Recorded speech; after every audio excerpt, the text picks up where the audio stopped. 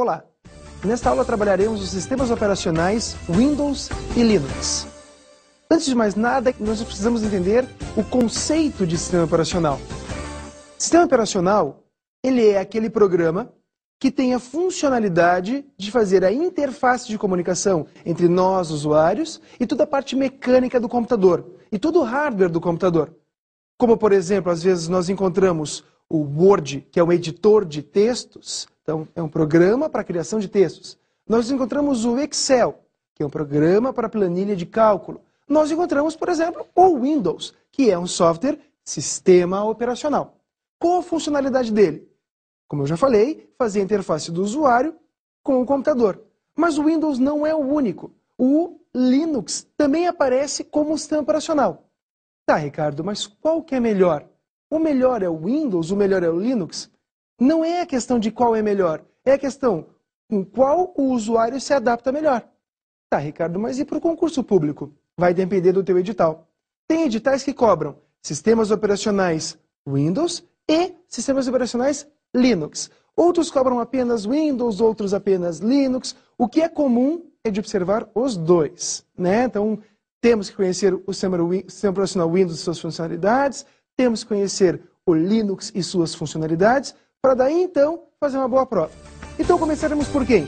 Pelo sistema operacional Windows. A primeira coisa que precisamos saber a respeito desse sistema operacional são as suas versões. Então, basicamente, em concursos públicos encontraremos 3 delas. O Windows XP, o Windows Vista e o Windows 7. Tá, Ricardo, mas e qual que eles vão cobrar? Podem cobrar qualquer uma. Só que o que é legal de dentro do Windows? Eles vão cobrar alguma coisa que se adapte a qualquer uma das versões. Criação de uma pasta, nomeação de uma pasta, arquivo pasta. Então, esses itens, por mais que você estude no Windows XP, no Windows Vista, no Windows 7, você vai conseguir ter uma base para poder responder à prova. Nós analisaremos depois no sistema operacional Linux. Ele é bem específico, você tem que conhecer siglas, nomes, comandos. Já no Windows ele é bem aberto. Então, é importante que você conheça bastante, que você utilize bastante o computador. Né? Então, quanto mais você utilizar, mais chance de responder as questões. Observe só, alguns concursos não gostam de utilizar, alguns elaboradores, enfim, não gostam de utilizar imagens. Né? Eles colocam só o texto, daí você tem que se decidir, puxa, mas o que é isso aqui? Quem é esse tal de barra de tarefas? Quem que é esse tal de janela, caixa de diálogo? Então, essa nomenclatura é importante para concurso. Elaboradores como CESP adora colocar imagens. Então saiba, vai entrar uma prova elaborada pela CESP? Saiba, vai ter imagem. Agora, ESAF, muito difícil ter imagem. Aí você vai lá, Fundação Carlos Chagas, Sesgran Rio, tem imagem? Tem. Bem menos que CESP, mas tem imagem. Tá, qual que é a saída, Ricardo? A saída é utilizarmos o computador e mostrarmos os principais itens. Nessa aula, eu vou utilizar um computador com o sistema operacional Windows XP. E através dele, eu vou passar uma série de denominações sobre o seu ambiente, sobre algumas operações com arquivos e pastas, nós veremos, e sobre essa área de configuração. Vamos lá? Observe só. Neste computador, nós temos o Windows XP instalado. Como que eu sei disso? Eu sei porque ao clicar onde diz Iniciar, é disponibilizado um menu com 2 colunas, e isso já é uma característica do Windows XP. Se eu quero ter uma certeza, digamos assim, uma das formas poderia ser assim, ó. Posiciono o mouse em cima do Iniciar, que eu vou chamar de botão Iniciar, pressiono o botão direito do mouse e escolho a opção Propriedades. Observe que toda vez que eu pressiono o botão direito do mouse em cima de algum objeto, ele mostra um menu. Este menu é denominado menu de contexto atalho. Ou seja, através dele eu tenho uma série de opções pertinentes a este item que recebeu o botão direito do mouse. Vamos lá. Clicando então em Propriedades, eu encontro o quê? Uma opção que traz as propriedades da barra de tarefas. Aí eu tenho lá, menu iniciar tradicional com 2 colunas, e aqui o clássico, com uma coluna só. Já cheguei na primeira situação. Eu tenho um botão OK e um botão Aplicar.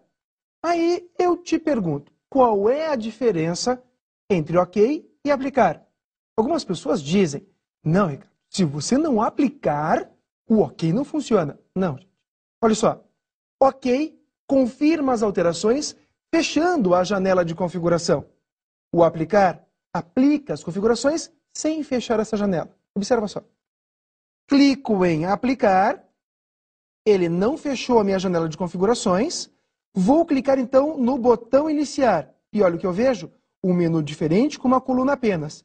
E no lado esquerdo escrito Windows XP Professional, que é a versão correspondente, o modelo correspondente a esta versão do Windows XP. Para retornar a essa situação, basta pressionar lá em menu iniciar, que é o normal, clique em OK, veja a diferença agora do OK para o aplicar. OK, ele aplica as configurações e fecha a janela. Se eu clicar em iniciar, volta a possuir duas colunas. Então, olha os principais ambientes do Windows XP. Nós temos aqui, onde eu estou movimentando meu mouse, uma área chamada área de trabalho ou desktop.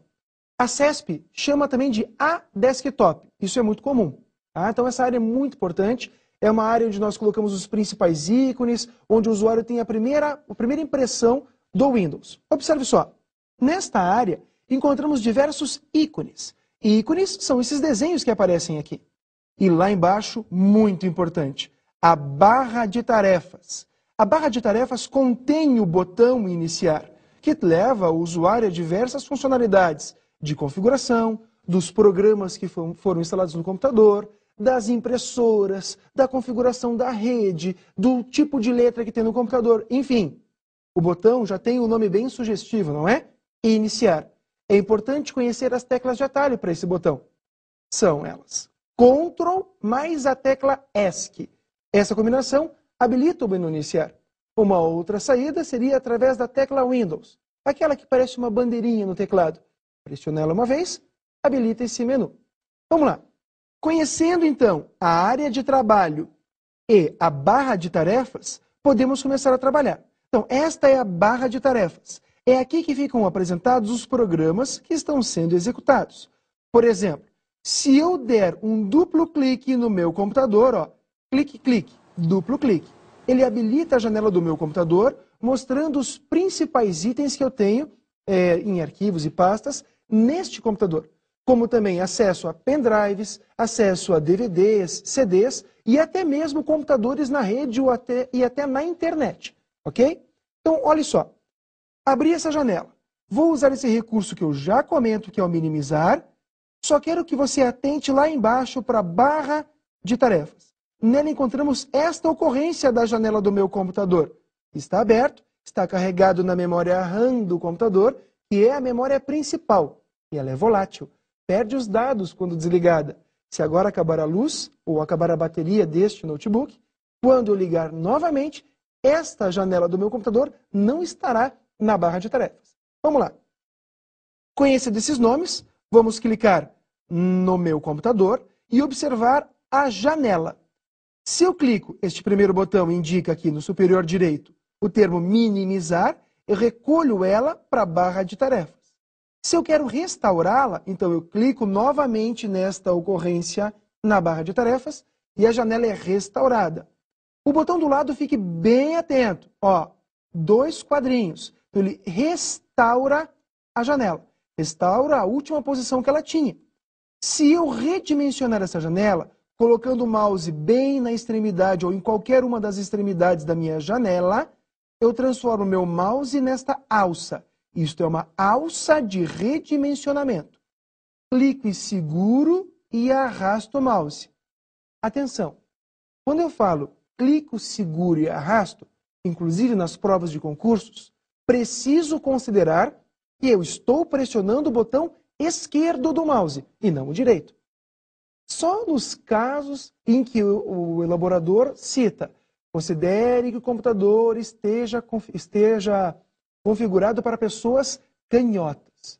No caso de pessoas canhotas, ele inverte os botões principais. O direito passa a ser o esquerdo, com a sua função, e vice-versa.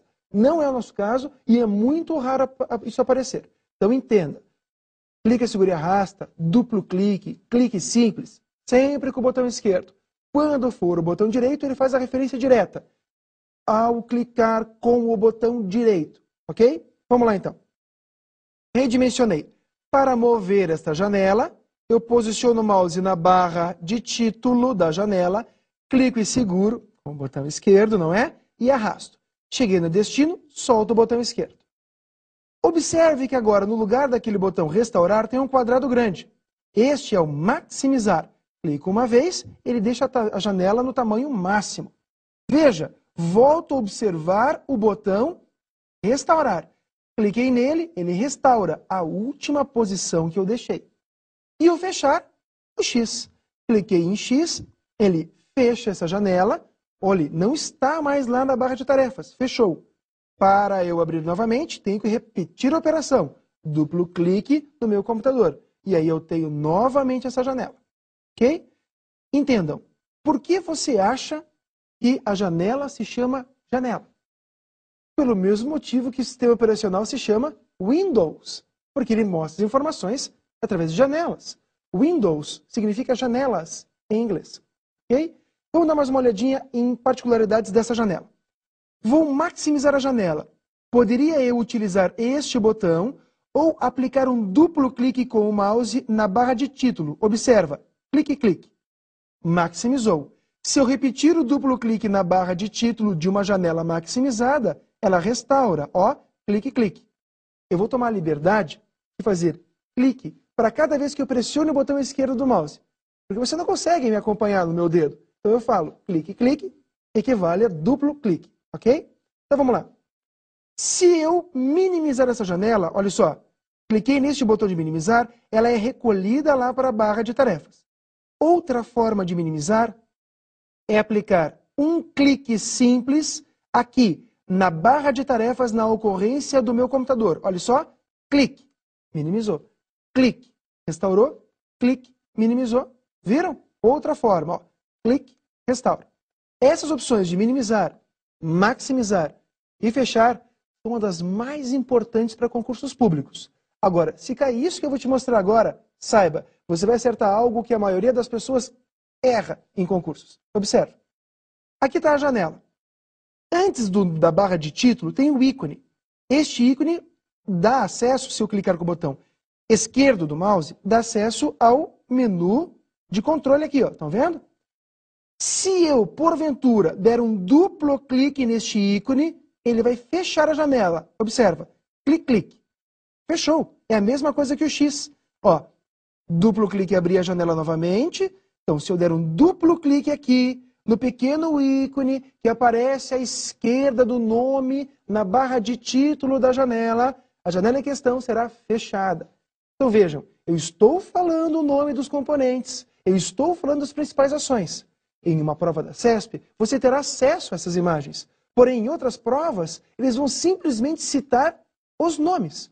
Caso o usuário, com uma janela do meu computador aberta, pressione ou aplique um clique simples com o botão esquerdo na ocorrência desta janela na barra de tarefas. Então, você vai clicar lá na barra de tarefas. A janela em questão será minimizada, como eu demonstrei há pouco.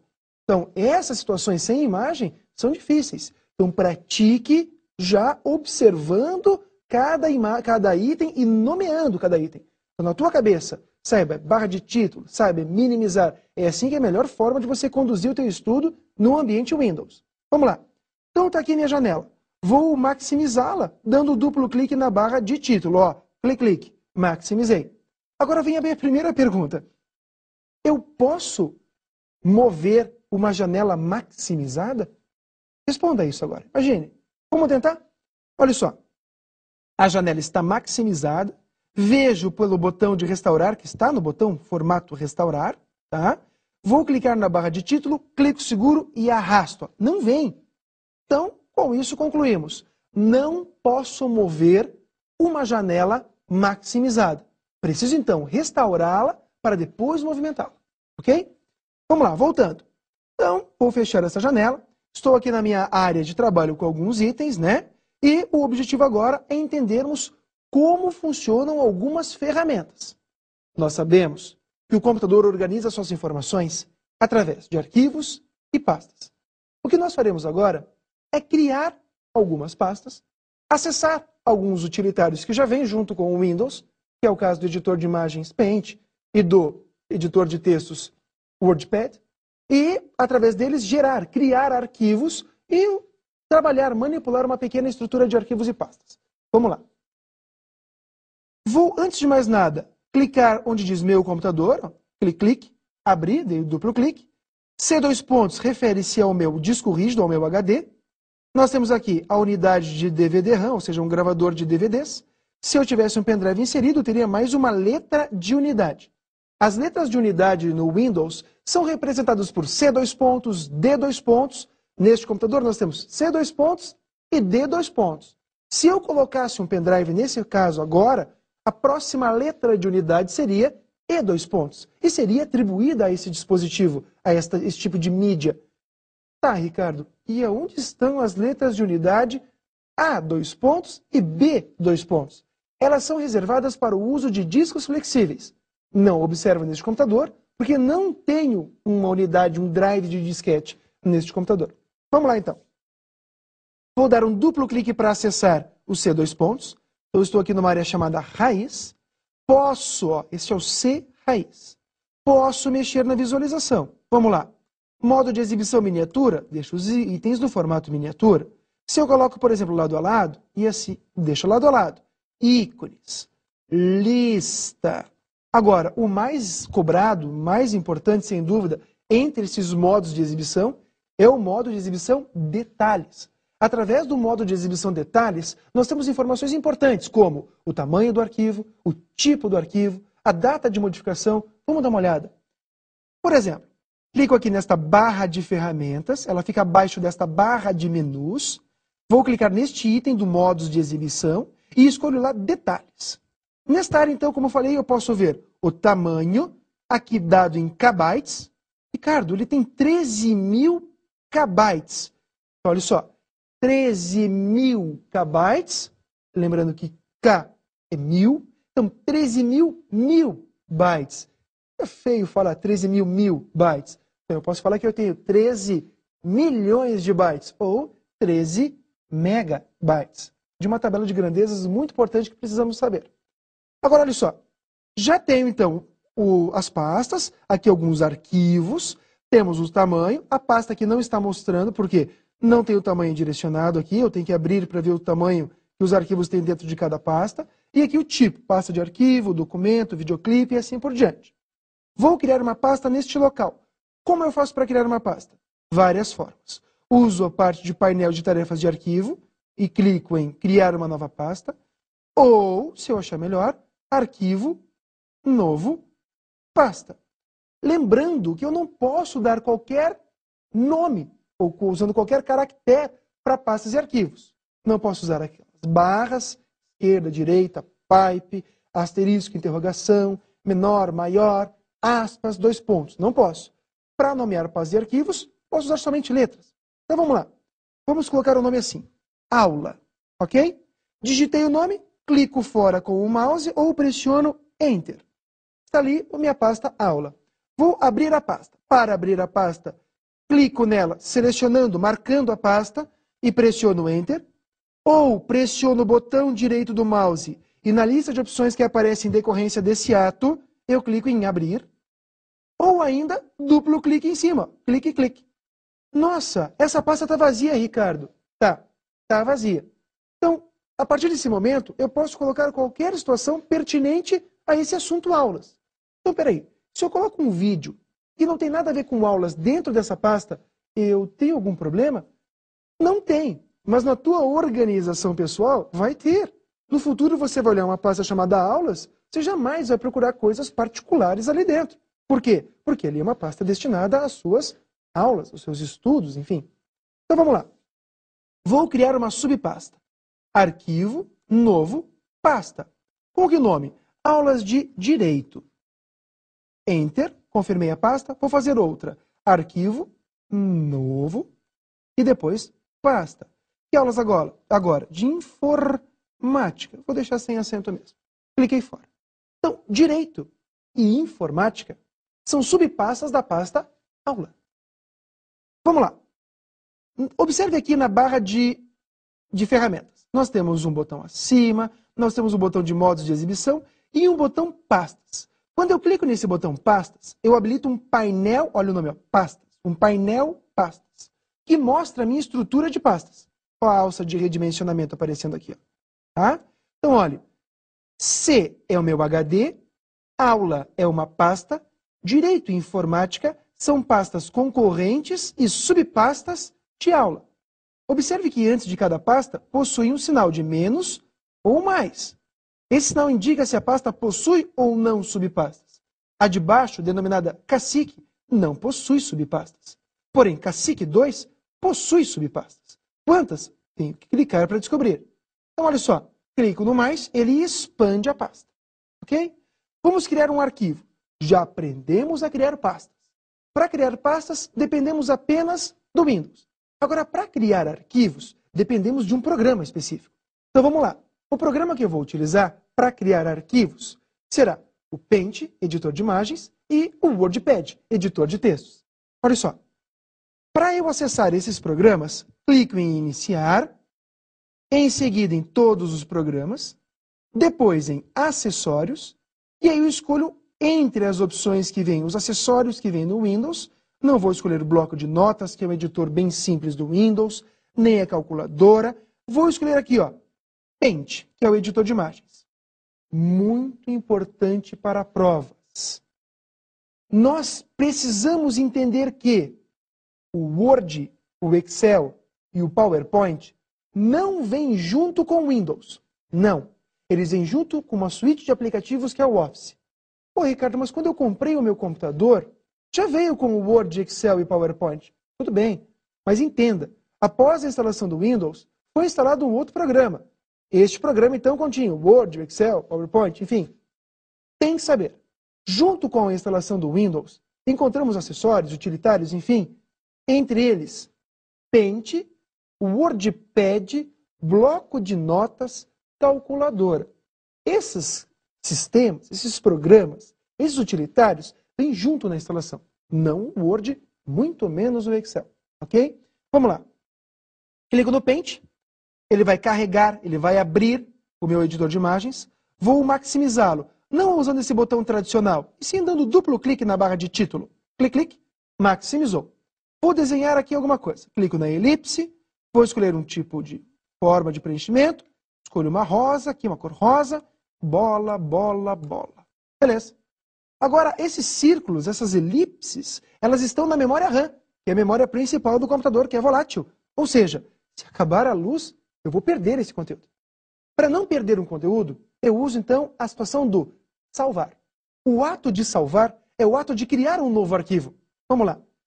Arquivo, clico no menu Arquivo e escolho a opção Salvar. Clicando em Salvar, ele vai perguntar, onde é que você quer salvar? Olha só, eu quero salvar na pasta Minhas Imagens. Então vamos lá. Posso escolher a minha pasta. Fica no C2 fica na pasta Aula e escolho nessa pasta mesmo. Com qual nome? Teste. Qual o formato, qual a extensão dela? JPEG. Dou um salvar, salvei essa imagem. Agora para um texto. Fechei esta janela, vou abrir o WordPad. Ó, já apareceu uma imagem lá, ó. Já apareceu uma imagem. Iniciar, todos os programas, acessórios, o WordPad. Cadê você? É o WordPad. Tá? Vou digitar um texto, então. Maximizando a janela, clique, clique. Vou aumentar o tamanho da letra, da fonte. E vou dizer assim, teste de aula. Se agora acabar a luz, vou perder esse dado, porque está na memória RAM. Então, arquivo, salvar para não perder. Aonde? Não na pasta Meus Documentos. Eu tenho a minha pasta, que fica lá. Meu computador, C2, aula. Qual vai ser o nome? Vai ser texto. Texto. Vou fazer o seguinte, ó. Vou escrever texto com S. Texto. Nossa, Ricardo, texto com S? Uhum. Salvar. Fechei. Está lá meu texto com S. Ricardo, dá para trocar esse nome? Está me dando uma agonia, texto com S. Tudo bem. Posso renomear? Posso. Botão direito do mouse e escolho a opção renomear. Posso usar qualquer símbolo? Não. Posso digitar lá, ó, texto corretamente. Opa, faltou um T. Texto. Muito bem. Para renomear pastas e arquivos, botão direito renomear ou a tecla de atalho F2. E para excluir, Ricardo? Para excluir a tecla delete. Se eu pressionar delete, eu excluo o arquivo. Olha só, delete. Vai para a lixeira, digo sim, foi enviado para a lixeira. Se eu vou até a lixeira na minha área de trabalho, encontro este arquivo. Ok? Se eu esvaziar a lixeira, perdi ele definitivamente. Caso contrário, eu posso dar o botão direito e restaurar. Com isso, nós entendemos que eu tenho funções, eu tenho que conhecer o ambiente do Windows e tenho tarefas de arquivos e pastas. A última situação que precisamos analisar e entender do Windows, que é a questão do seu controle. Observe, se eu clicar em iniciar, encontro a opção painel de controle. Através dessa área, consigo ter acesso às mais diversas configurações no meu computador. Posso mexer no vídeo, posso controlar os usuários que eu coloco no meu computador, instalar impressoras, configurações de rede, desinstalar softwares, adicionar novo hardware, enfim, uma série de situações. Observe e fique atento às questões, às opções teclado e mouse, além da opção de vídeo. Essas opções são muito cobradas em concursos públicos. Assim, conhecemos, de uma forma geral, o Windows XP, o sistema operacional licenciado que utilizamos no dia a dia. O próximo passo agora é conhecermos um pouco mais sobre o sistema operacional Linux, o seu grande concorrente. Esse sistema operacional, ele é muito importante nos dias de hoje, porque grandes órgãos públicos estão migrando para esse ambiente. O Linux é bem diferente do Windows. Ele tem os mesmos conceitos iniciais de arquivos e pastas. Entenderam, meu? Pastas. Nós chamamos dentro do Linux pastas de diretórios, mas já veremos isso. Fiquem tranquilos. Olha só, a questão do Linux é muito importante, porque ele é um software livre, ele é gratuito. Esse é um dos grandes diferenciais dele para com o Windows. É muito importante entender os termos, os detalhes do Linux. Como ele é formado por diversas distribuições, não disse versões, disse distribuições, tem Red Hat, tem entre outras, tá? O que acontece? Eles acabam cobrando detalhes mais técnicos. Então, quando eu faço uma prova de Linux, os principais detalhes que eu preciso saber, eu vou te falar agora no decorrer dessa aula. Primeira situação, saber o que é o termo kernel ou kernel. Kernel ou kernel é justamente o núcleo, o cerne, o centro do sistema operacional Linux. É a parte mais baixa do sistema. É aquela que fica lá perto do hardware. Então, nunca poderá esquecer para uma prova. De todas as provas, o que mais cai definitivamente é o núcleo do sistema operacional Linux é o kernel ou kernel. Sim, é. Então, se você não souber isso, não adianta nem ir fazer a prova, se cair Linux. Observe, é muito importante. Então, essa é uma questão mais técnica. Como é que ele poderia cobrar isso, Ricardo? Ele poderia cobrar assim. A principal parte gráfica do Linux é o kernel. Não é. Kernel é o núcleo, é a parte mais técnica, mais baixo nível que nós temos nesse sistema operacional. Tá, mas e quem é então a interface gráfica do Linux? A interface gráfica do Linux é composta por alguns módulos, alguns programas. O principal e mais cobrado é a interface KDE. Ela é representada por uma engrenagem, ela é muito famosa, não é a única neste ambiente. Nós encontramos também a interface GNOME, do termo gnomo mesmo. Porém, a mais cobrada é a interface KDE. Como que ele pode fazer uma pergunta? O núcleo do sistema operacional Linux é o KDE. Não é. É a interface gráfica. Perceberam a dificuldade do sistema operacional Linux? Na verdade, ele acaba cobrando nomes, siglas, e o candidato fica ali, se não conhece, perdidão. Acaba chutando, que não é o nosso caso. Nós já saberemos as principais situações e vamos direto à resposta correta. Uma das situações que eu já comentei, a pasta, o termo pasta, é utilizado no Windows. Enquanto no Linux, utilizamos o termo diretório. Ricardo, eu já ouvi esse termo diretório antes lá no Windows. Eu sei, antigamente, a Microsoft também chamava suas pastas de diretórios. Porém, o Linux mantém essa nomenclatura. Nós ainda chamamos de diretórios. Se nós analisarmos o Windows, nós temos diretórios, nós temos pastas, padrão. Me diga uma delas aí, Ricardo. Arquivos de programas, uma pasta padrão. Windows é uma pasta padrão. Meus documentos, minhas imagens, pastas que são padrão do sistema, concordam? Todo o Windows vem com essas. Tá, Ricardo, o Linux tem isso também? Primeira situação do Linux, ele não tem letras de unidade, C dois pontos, A dois pontos, D dois pontos, como o Linux tinha, como o Windows tinha, para representar os seus componentes de hardware. Aqui, o que acontece? Ele tem diretórios.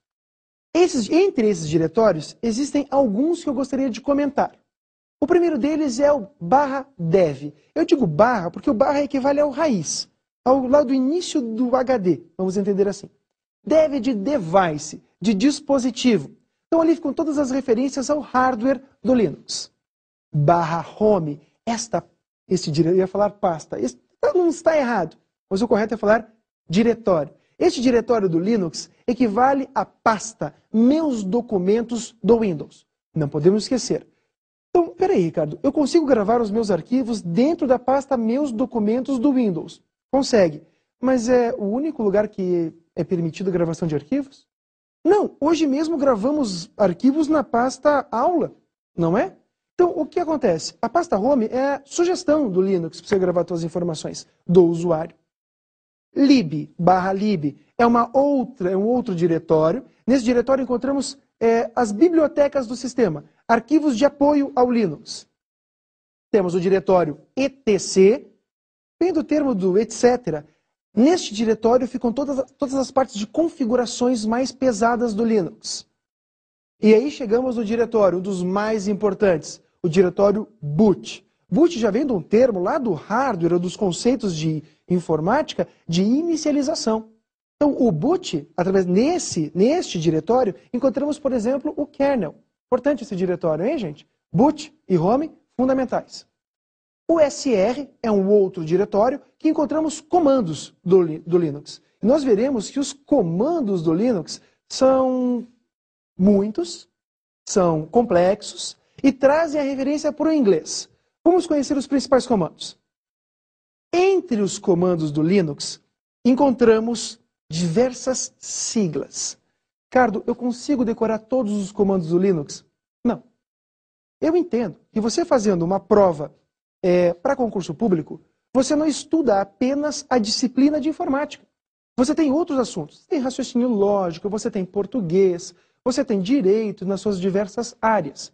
Porém, então, nós precisamos direcionar ao máximo o estudo, para não perder tempo e até para otimizar e conseguir chegar ao nosso objetivo, que é passar na prova, lá passar e ingressar na carreira pública, por exemplo, no caso de um concurso público. Então, observe os comandos que eu separei para você nessa aula. O primeiro deles, o cd. O cd vem do termo em inglês change directory, ou seja, troca o diretório. O que vem a ser isso, Ricardo? Quando eu quero me movimentar entre as pastas, os diretórios que tem no meu computador, eu não preciso, ou eu não consigo, ou melhor, eu posso, até no Linux, dar um duplo clique e ir abrindo. Só que na prova, eles cobram os comandos. O Windows também tem comandos semelhantes, só que não são mais cobrados. Eles gostam de cobrar esses comandos para provas de Linux. Então, cd, troca o diretório. O comando importantíssimo agora, ls. ls é para listar os arquivos e pastas que você visualiza em um determinado diretório. No Windows, esse comando era equivalente ao dir, D-I-R. Já outro comando, o man. O man de manual. Então é para você literalmente ver os pormenores de cada comando, as instruções de cada comando. Porque aqui estamos falando de uma forma direta a estrutura, mas não estamos falando tudo certinho, os parâmetros, né? Então, barra tal coisa faz isso, barra outra letra faz aquilo. Tem uma série de outras opções atribuídas, atreladas a cada comando. Então, o man traz essa questão do manual para que você tenha a visão geral deste comando. Você dá um man, espaço e o nome do comando. cp, copiar. Então, não esquece. cp vem de copy, de copiar. Agora, um dos comandos mais importantes para a prova. O mv, o move. Espera aí, Ricardo. mv, move. Eu já faço referência ao mover. Então, cuidado. O mv faz a questão da movimentação e renomeação, eu posso usar esse termo, de arquivos. RM, remove, remove arquivos e pastas. mkdir, faz um diretório, make directory. rmdir, remove directory, remove o diretório. pwd, não é senha, mostra o diretório que você está trabalhando. Shutdown, desliga o sistema. Who, mostra qual usuário está utilizando o computador nesse momento, enfim. Falando em usuário, qual o principal usuário que eu tenho no Linux? Atenção, gente. O principal usuário dentro do Linux é denominado root, R-O-O-T. Seria o equivalente ao administrador do Windows. Então, se um dia alguém disser para você, ele está com a senha de root, ele está com a senha de administrador, como é que eu vou saber qual que é o usuário que eu estou usando? Uso o comando who, por exemplo. Então, muito importante, não se esqueça, o Linux, como o Windows, é um sistema multiusuário, assume vários usuários. Nós observamos os principais comandos agora, e também o principal usuário. Nada impede que eu tenha usuários que eu crie, como no Windows. Esta aula ela é fundamental e de fundamental importância para provas da CESP. Nós observamos toda a criação de pastas e arquivos no Windows e alguns dos principais termos mais cobrados no Linux. Não esqueça, o painel de controle do Windows precisa ser analisado profundamente. Você precisa conhecer para que serve cada um dos principais itens, como vídeo, teclado, mouse, configurações regionais e de idioma na configuração do teu computador. Toda essa parte de sistemas operacionais cai quase sempre nas principais provas de concursos públicos. Como dicas de estudo, eu digo para você,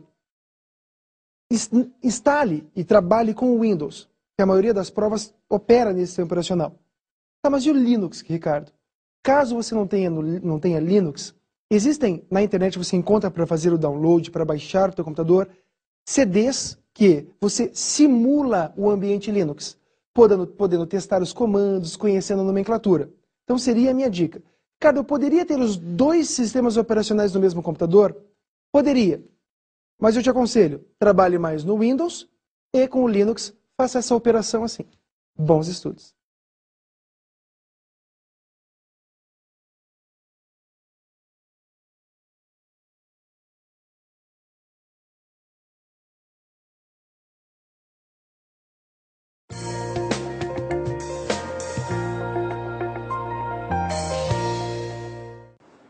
Bom dia, boa tarde ou boa noite para quem está estudando, conforme o horário, né? O que esse camarada está fazendo na minha tela? Muito bem. A primeira coisa que você tem que fazer quando você vai comprar um produto em que ele não é palpável, porque comprar um carro é fácil. Você vai lá, faz um test drive com o automóvel, vê se ele é bom, se ele tem o conforto que você precisa, a dirigibilidade que você quer. Gostou, vai lá e compra. Agora, como é que você compra um serviço? É difícil, você só vai saber quando o serviço está sendo executado ou depois de executado. Existem os grandes autores de marketing, diz que em marketing de serviços existe uma maneira de você tornar o produto um pouco mais palpável. Tem várias maneiras de você tornar o produto, serviço, um pouco mais palpável. Eu procurei uma maneira de tornar o produto mais palpável, de vender o meu serviço, né? Para você ver se é interessante. E o que eu faço? Eu sempre, quando eu vou iniciar uma aula, vou iniciar um curso, né? A primeira coisa que eu faço é mostrar o meu currículo. Aí você vai analisar e você vai ver, não, ele é ou não é capaz de me transmitir algum conhecimento, me auxiliar no concurso, tá? Então, tá ali o meu currículo, tá ali, ó. Meu nome é Jonas Barbosa Leite Filho, fui funcionário do Banco do Brasil durante mais ou menos 35 anos. Os cargos que eu ocupei no Banco do Brasil: escriturário, eu comecei como escriturário, isso em 1970 mesmo. Eu fui escriturário, supervisor, fui consultor, fui auditor, gerente de agência, encerrei minha carreira como gerente da agência de Araucária, no Paraná.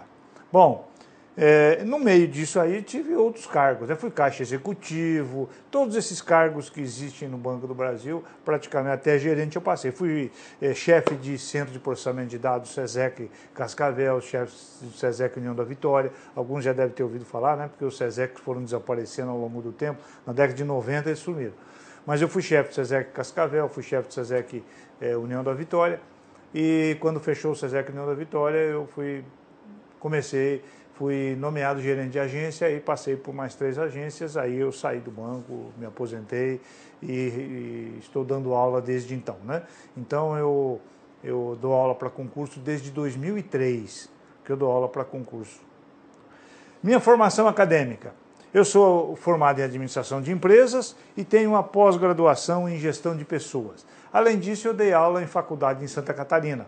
Em Itapuá tinha uma faculdade chamada Viscaia, eu morei um tempo lá, né, na beira da praia. Tinha uma faculdade chamada Viscaia, que já fechou, mas não foi por minha causa, não tive nada com isso, eu só dei aula. E eu dei aula lá, mas não foi uma experiência muito interessante no sentido de estimulação, né, de estimular. Porque eu percebi que você se trabalha pra caramba para preparar uma aula e uma pequena parte dos alunos estão interessados no que você preparou. Eles querem só nota, querem só passar. E isso é um pouco desestimulante. Aí eu voltei, eu tinha parado durante um ano, voltei a dar aula para concursos e cursinhos. Por quê? Porque vale a pena. A pessoa que vai fazer um cursinho, ela está estudando e ela vai aproveitar tudo aquilo que você pesquisou, estudou e se atualizou, você sabe que ela está aproveitando. A nota final dela é passar, e ela só passa num concurso se ela estudar. E aí eu me apaixonei por isso e estou dando aula até hoje e pretendo continuar por muitos e muitos anos, se Deus me conceder esse desejo, eu pretendo continuar dando aula, tanto gravação quanto ao vivo. Eu sou apaixonado por isso e pela matéria, né? Por falar em matéria, que matéria?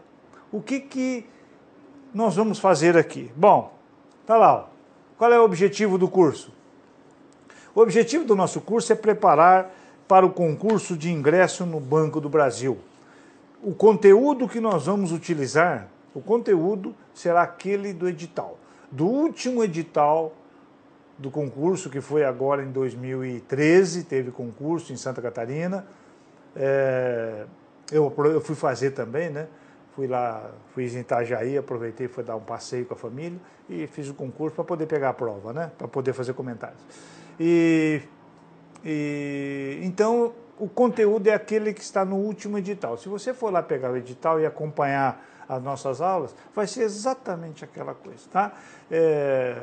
Se aparecer, quando sair o novo edital, se aparecer matéria nova, com certeza teremos nova gravação. Ok? Muito bem. Então, gente, vamos parar de muita churumela, muita onda e vamos partir para a matéria.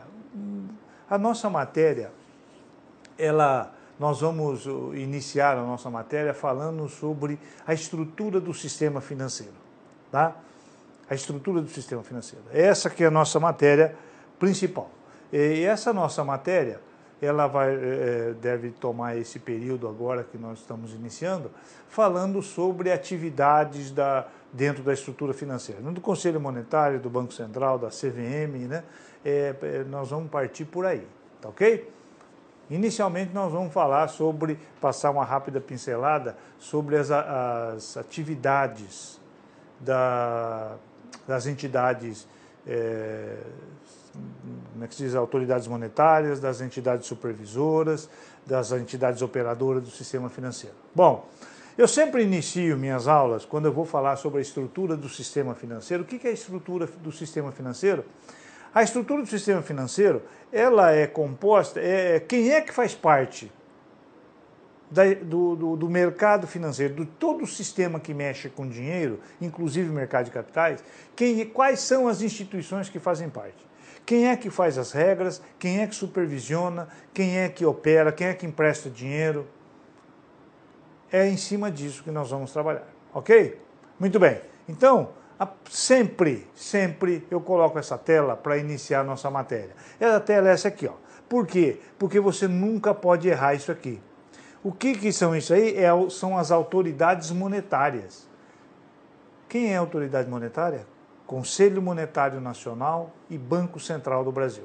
Nós vamos falar isso várias vezes. Não existe. Se cair numa prova, caiu numa prova, qualquer outra falando que Caixa Econômica autoridade monetária, Banco do Brasil é autoridade monetária, mentira. Só existem duas. O que é uma autoridade monetária? É aquela que manda no dinheiro. Agora, preste atenção. Se cair na prova assim, Banco do Brasil é um auxiliar da autoridade monetária, mudou de figura. Por quê? Porque o Banco do Brasil é um auxiliar do sistema financeiro e do sistema monetário. Tá? Agora, a autoridade mesmo só tem duas. Conselho Monetário Nacional e Banco Central do Brasil. Não tem outro. Não adianta vir com churumelas, que são esses dois. Então, internaliza esse primeiro conceito. Autoridades monetárias. Quer dizer, o que é autoridade? Autoridade, aquele que manda, aquele que cria. Porque, veja bem, uma coisa que nós temos que ter muita consciência.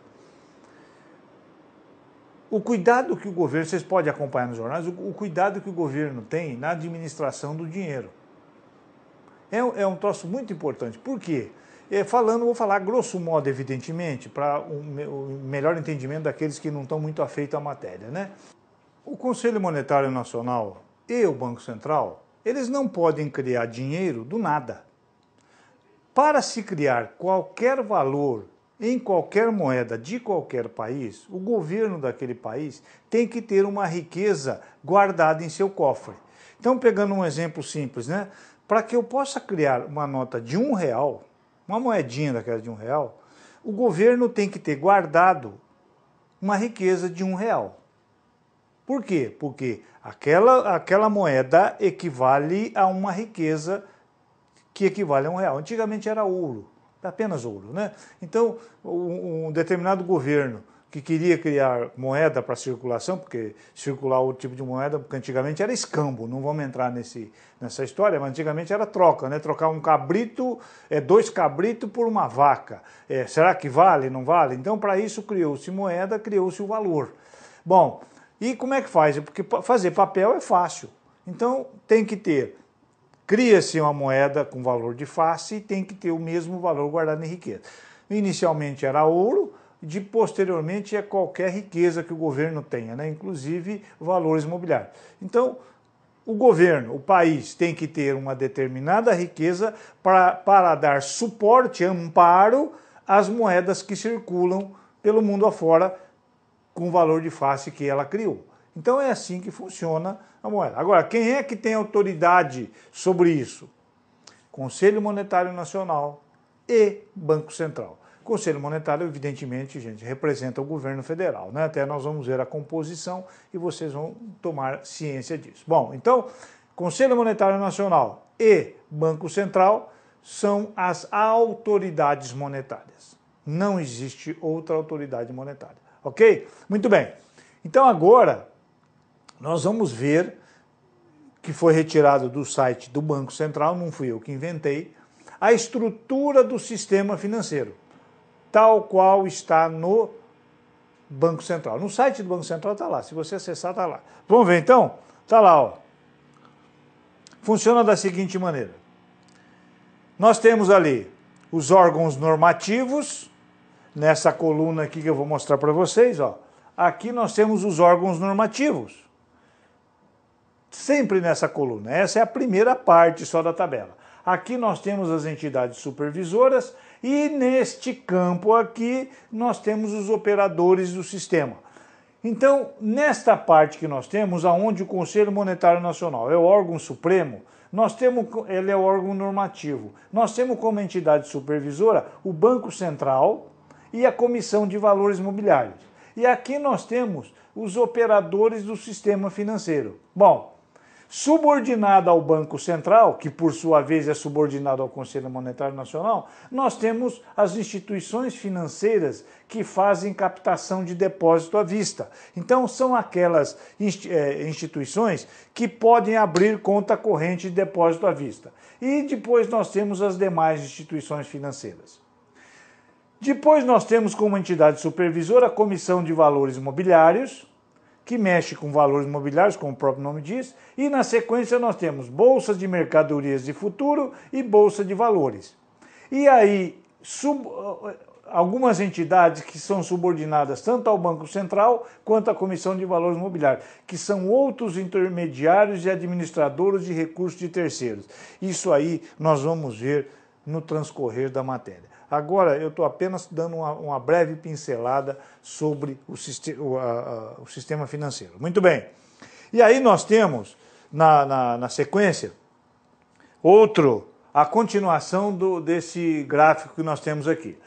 Nós temos, na parte de seguridade, nós temos como órgão normativo o Conselho Nacional de Seguros Privados, entidade supervisora nós temos a SUSEP, e como operadores do sistema, nós temos resseguradoras, que nós vamos explicar o que é, temos sociedades seguradoras e de capitalização, de títulos de capitalização, que nós vamos falar sobre essa matéria também, e temos as entidades abertas de previdência complementar, que nós vamos falar o que é previdência complementar e explicar direitinho para vocês. Por outro lado, na parte de previdência complementar ainda, nós temos órgão que faz as normas, normativo, por isso chama normativo. Nós temos o Conselho Nacional de Previdência Complementar, temos como órgão supervisor a Previc, que é a Superintendência Nacional de Previdência Complementar, e temos apenas um operador no sistema, que são as entidades fechadas de previdência complementar, que são chamadas de fundo de pensão. Mas isso aí nós vamos ver no transcorrer da matéria, tá? Nós vamos ver no transcorrer da matéria. E nós vamos iniciar a nossa matéria propriamente dita, falando sobre a entidade máxima do Conselho do Sistema Financeiro Nacional. Quem é que dá as cartas e joga de mão? Quem é que faz isso? Gente, vocês devem saber disso. O órgão supremo é Conselho Monetário Nacional, CMN. Bom, vai aqui porque nós vamos falar em algumas outras entidades chamadas de conselho.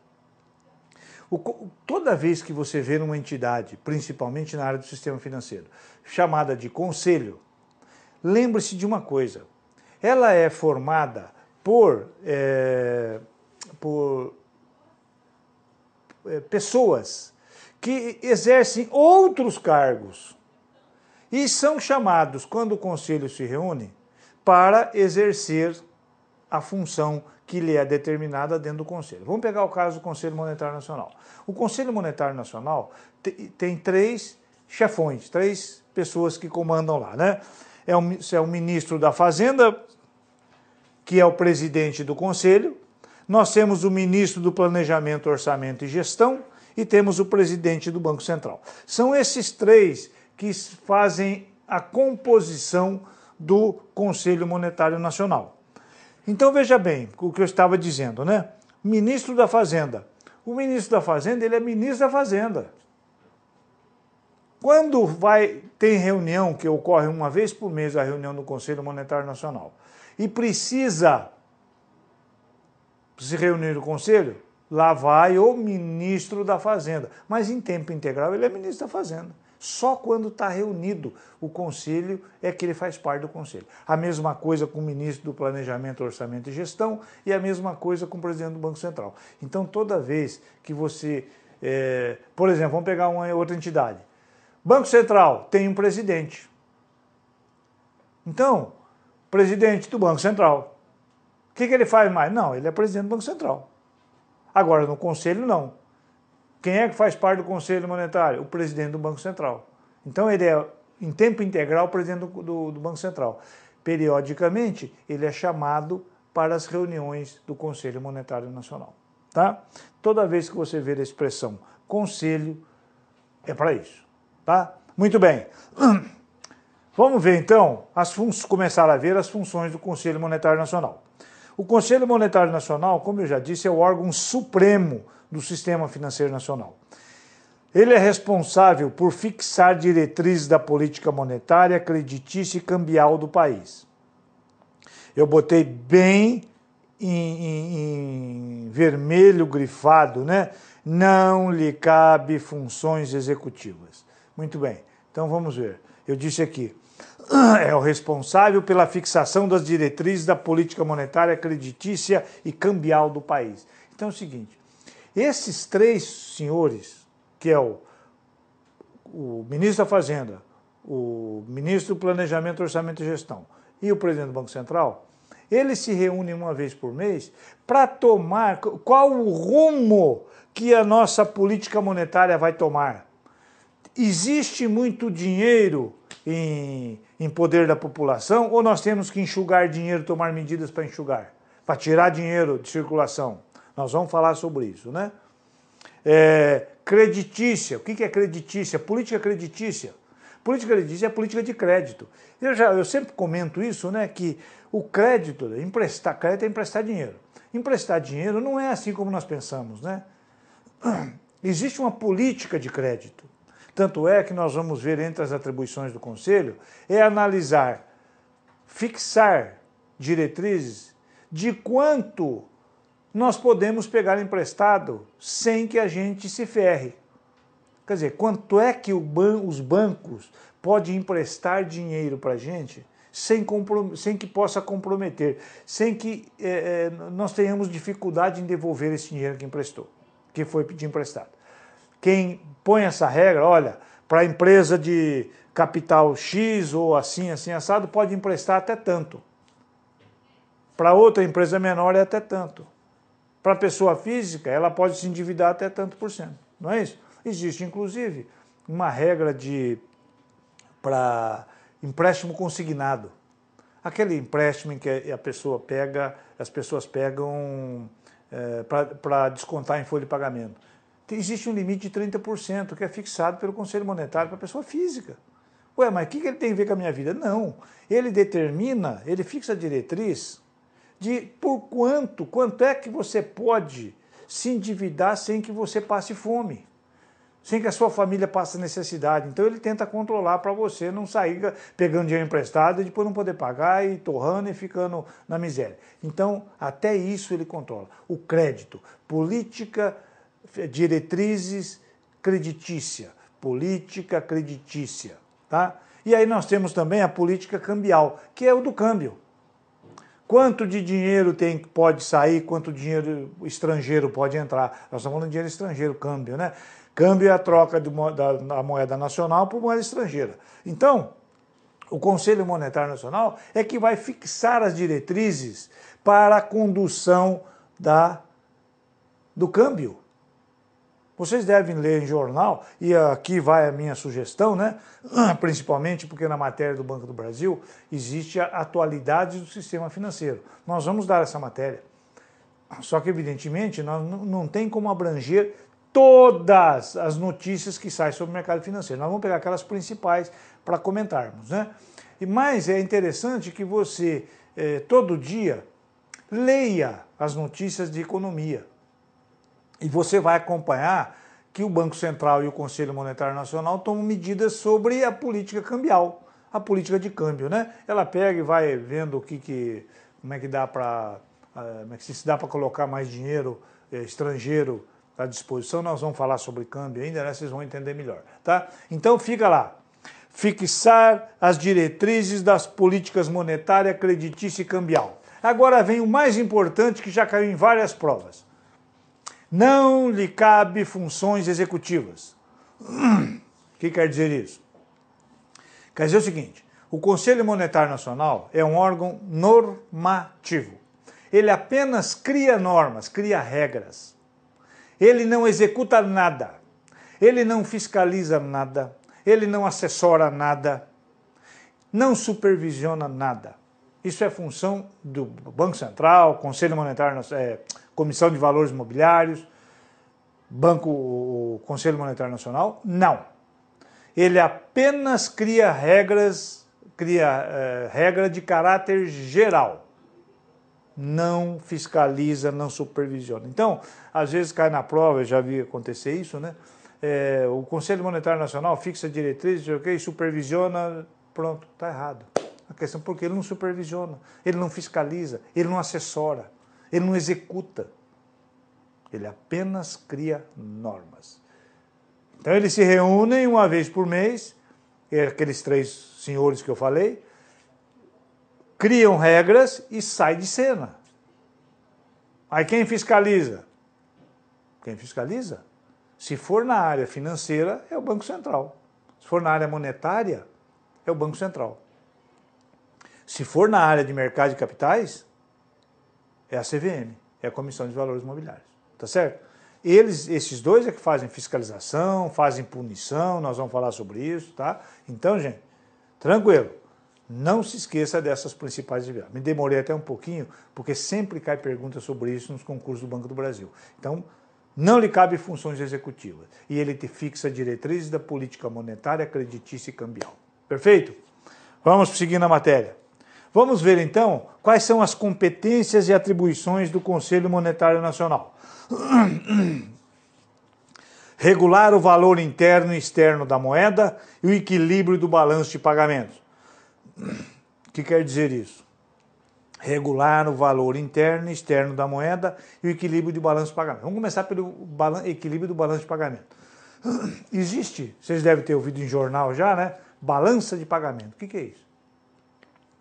Balanço de pagamento é o seguinte, o que é que nós temos? De um lado nós temos o que nós temos que pagar para outros países e do outro lado da balança nós temos o que nós temos que receber dos outros países. E tem que existir uma medida correta entre o pagamento e recebimento. Isso é chamado de balanço de pagamento. A riqueza de um país é medida por quanto ele tem de dinheiro dos outros. Também é medida assim. Tá? Então, um país igual o Brasil, por exemplo, ele tem que ter um equilíbrio entre o que ele exporta, quando ele exporta, sai mercadoria e entra dinheiro. Quando ele importa, sai dinheiro e entra mercadoria. Nós vamos falar isso lá em câmbio, né? Exportação e importação, nós vamos tocar mais no assunto. Mas tem que existir um equilíbrio. Às vezes o fato de exportar muito, por exemplo, na África, a Venezuela, por exemplo, né? A Venezuela, a África, alguns produtos do Brasil também, né?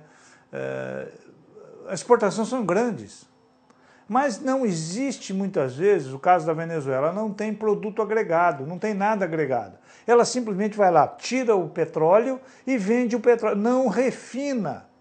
Ele não refina o petróleo, não transforma em gasolina, não, ele simplesmente pega e vende aquele produto bruto que é tirado do subsolo e vende. Isso aí, gente, entra dinheiro, mas quem vai ganhar dinheiro mesmo é outro. Vocês sabem quem que é por exemplo, quem que é o maior exportador, os maiores exportadores de café do mundo? Japão e Alemanha.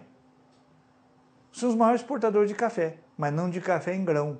Eles são exportadores de café já beneficiado. Café solúvel, café assim, café em pó, café assim, doce de café, os cambal. Ele compra do Brasil, compra da Colômbia, compra de Angola, o café em coco.